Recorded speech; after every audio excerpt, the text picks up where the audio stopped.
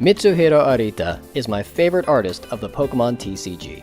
He has loads of different styles, and his cards certainly do include some unique ones. Not to mention he drew possibly the most iconic card in the game. So, I'm starting at the beginning and looking at every single unique card illustrated by this artist. If you want to keep up with these videos, click that subscribe button and the bell, and choose all notifications. Here we go!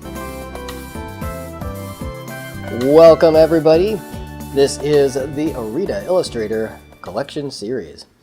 So, cover page here, just the Umbreon from Aquapolis. This is actually the alternate art done by Arita.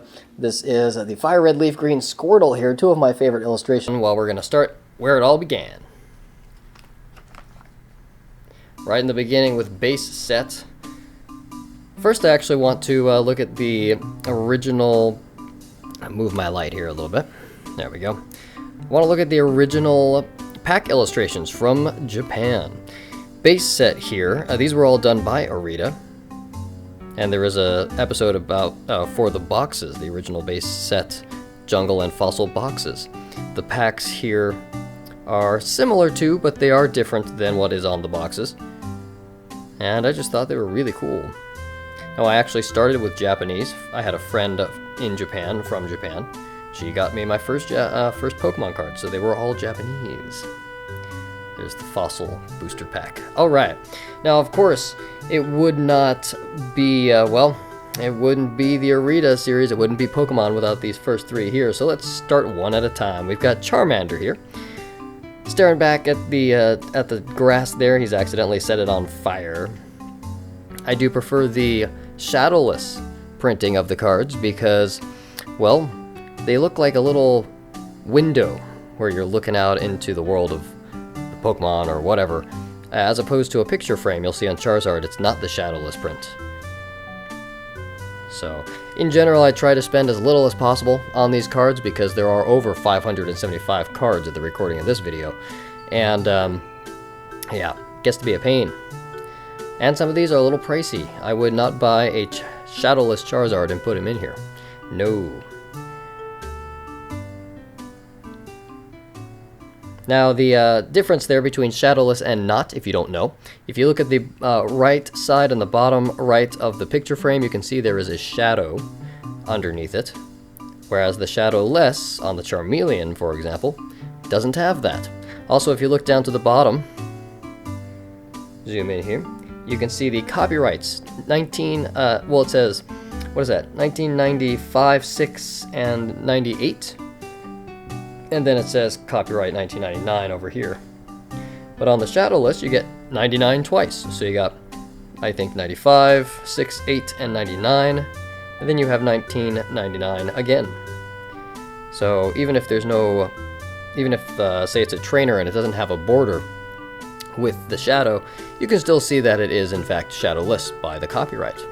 Then there's also a 2000 printing for that. The iconic Charizard card, possibly the card of the game. Impressive. Bulbasaur. Now, unfortunately, Arita did not do all three of the starters in base set. He just did Charmander and Bulbasaur and Squirtle, but he didn't do all the complete evolution family for those. There's no Ivysaur here, as you can see. The first Ivysaur he did was for the Bulbasaur starter half deck. It's a Japanese exclusive that you'll see later in the collection. Venusaur here. Squirtle, he didn't do a Wartortle until Fire Red Leaf Green. The first Blastoise that Arita illustrated, I believe, is Dark Blastoise for Team Rocket. I don't know about the first normal Blastoise, like non-dark or something like that. I don't know. So there's Squirtle. Magikarp. And the only Shadowless holo that I have, because it was the one that I pulled myself way back in the day, that's Gyarados. Do like that shine. Just the depth in those old school holograms, amazing. Love that stuff. Pikachu here. Now this one is a red cheek variant. The original illustration was it had yellow cheeks. Arita drew it with yellow cheeks because you can see the electricity coming out there. For some reason, Wizards of the Coast felt that it should be red. I guess to match the character design, because Pikachu did have red cheeks. So there are several printings of this card. There's an E3 version of both red and yellow cheeks. There is a first edition Shadowless yellow cheeks. There's a first edition Shadowless red cheeks, of course. The red cheeks went away after the Shadowless print. And so it's a big, complicated thing, and people don't really know what they're looking at, and you get all kinds of different things on the internet. But that is the case, and you can verify that. You know, check out different places.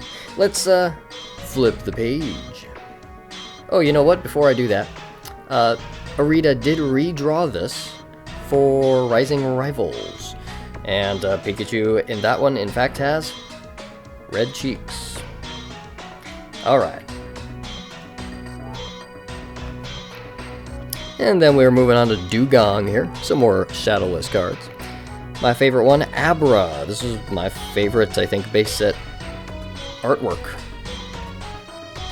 Charizard's pretty good, but I just really like this Abra. It's just unique. There's some stuff going on in the background. We didn't get a lot of scenery in the early Pokemon TCG. So, Coughing here. Also another good one. I like the red and purple brick in the background there. Fun little thing about Coughing. Well, sometimes with the character designs, and oh, I should go back and say that with Charizard too, the early character designs weren't always set in stone when they drew these. So sometimes, like some of the early sprites, the little skull and crossbones there is on the top of Coughing's head. So I'm going to go back for a second. On that note, Charizard here, if you look, he has one horn. And that's because Arita wasn't sure whether they were going to go with one horn or two. He drew one, and I guess he either didn't get the memo, or they didn't notice, or whatever. Some early Charmanders have a little spike on the back of the neck too, which I think goes with Charizard and Charmeleon there, with the spike on the top. So that's a fun little tidbit. Alright. And as we're recording this too, yeah, we just got news. Kadabra is going to be back in the game. So that'll be really cool. Alakazam is my favorite. The Abracadabra Alakazam is my favorite evolution chain. Tangela there. Weedle. Kind of looks like he did this one on canvas or something. Not really sure what's going on there. Nidorino. I like the contrast between him and the canyon in the background. Doduo.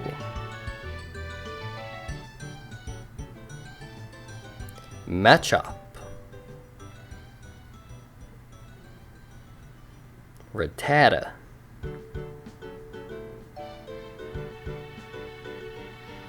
And we've got Dragonair.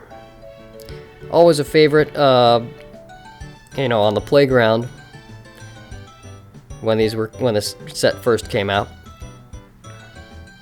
Dragonair's got a nice background there as well. Northern Lights. Now moving into jungle sets. Venonat here. And one of my all-time favorite illustrations, period. This is Meowth. Just because of the card as a whole, if you look at it there, you can see that the border and the coins and the purple and very few colors in that illustration, but there was also the symmetry between the two stamps, so I love that. And I have way more than I can count of that card, so yeah, just one of my favorites. Cubone. Mourning its dead mother. Marowak. And Electrode. Okay, this is a joke. So if you look there, you can see that is the Jungle set, first edition stamp there too, because this is the only version, the only print run, to have the wrong art. Let's look down at the bottom. What does that say? Mitsuhiro Arita. Yeah. But this art is the base set art by Big Mama Tagawa? I don't remember. One of the CGI artists. So this is a little joke. Yeah, that is actually the Arita art, and there is no first edition of this Arita art. So Electrode from Jungle. See? Everything else is the same. But that is, that's a little mistake there. If you didn't know, now you know. Kangaskhan. Some more of that classic holo. Really nice. Everybody and their mama had like 5 of these. Couldn't get rid of them if you wanted to back in the day. Now that people grade cards, it's really hard to find a mint condition one for that reason. Wigglytuff. Same thing with that holo there.